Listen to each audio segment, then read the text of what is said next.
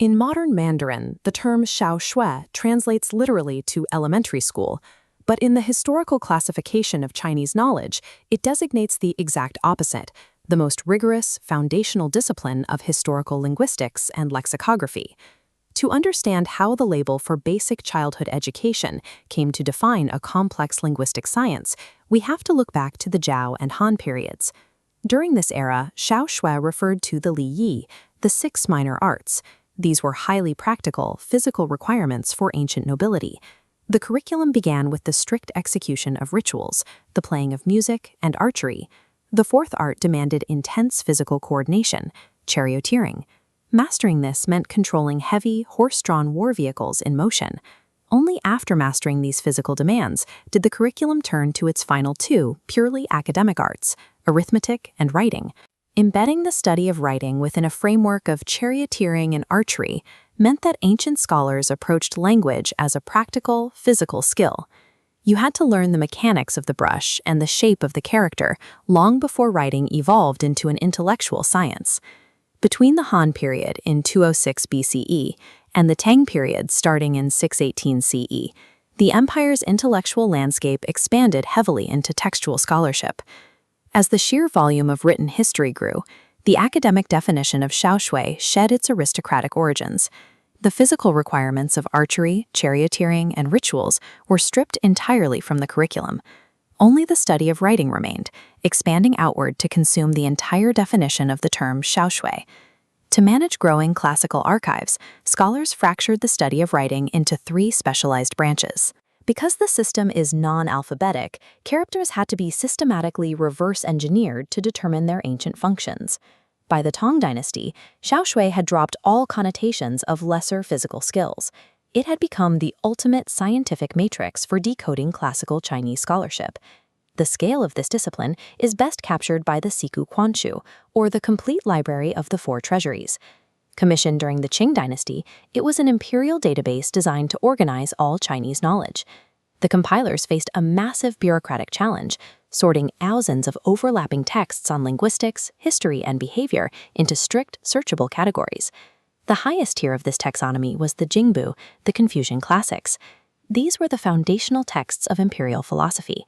Placed directly within this prestigious branch is the Xiaoxue Lei, the subcategory for lesser learning, containing exactly 81 distinct books on lexicography. To achieve this count, the compilers enforced a strict epistemic boundary. They cleanly severed pure Xiaoxue, the science of words, from Mengshui, the literature of elementary instruction and childhood behavior. Books on calligraphy or children's stories were systematically exiled to separate arts and encyclopedia sections. Placing the raw data of lexicography squarely beside the highest Confucian philosophy, proof that the Qing Empire viewed linguistic engineering as equal in importance to moral doctrine. Those 81 texts form a 3-dimensional coordinate system that maps the entire Chinese language. Axis 1 is Sungu, or etymology. This is the systematic search for both the original and contemporary meanings of words. 12 books make up this axis. The text anchoring this category is the Arya, the oldest surviving Chinese dictionary, and the semantic authority used to define early textual meaning. Axis 2 is Zishu, glyphology. This is the investigation into the physical, structural shape of characters, containing 36 volumes. The anchor here is the Han Dynasty Shuowen Jieze, the first text to organize characters by shared components or radicals. Investigating character shapes requires empirical data. Scholars analyze the earliest physical mediums, starting with the inscriptions cast into ancient bronze vessels. They cross-reference these shapes with the evolution of script carved into monumental stone steles. They even cataloged the intricate, highly stylized scripts utilized in official seal carvings. In Chinese, divorcing shape from meaning is impossible. Tracking the physical mutation of a character across bronze, stone, and seals provides the only verifiable proof of its original etymology. Reconstructing a historical word requires a final missing dimension, axis 3, Yinshu, or phonology. This axis contains the highly complex research of pronunciation and the mapping of historical rhyme categories. The master text governing this axis is the Guangyun, a Song Dynasty rhyme dictionary that anchors the final 33 books in the collection. With all 3 axes built, the matrix is complete. All 81 lexicographical books operate simultaneously within this space.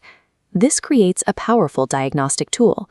Drop a single Chinese character into the center of the matrix, and you can map its exact coordinates across shape, sound, and meaning. The imperial compilers deemed every text in the Xiaoxue catalog essential because each provided a critical vector of data.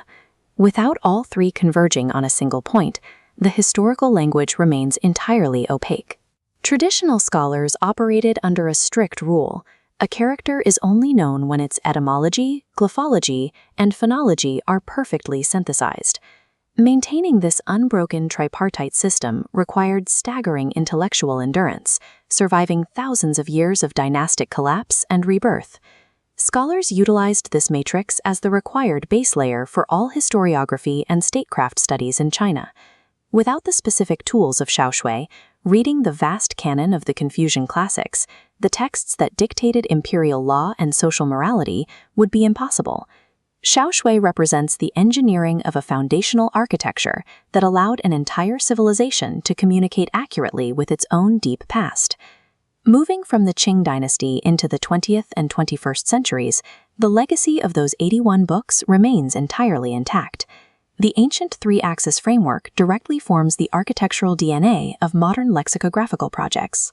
You see this structure in the massive, comprehensive dictionaries of the modern era, such as the PRC's Hanyu.Cidian and Taiwan's Zhongwen.Cidian. The framework is so robust that it crossed international borders, underpinning monumental foreign efforts like Japan's comprehensive Dai Kanwa G10.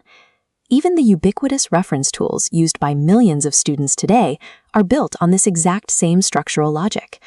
Every single entry inside these modern books relies strictly on the separation of shape, sound, and meaning, first codified by Tang scholars.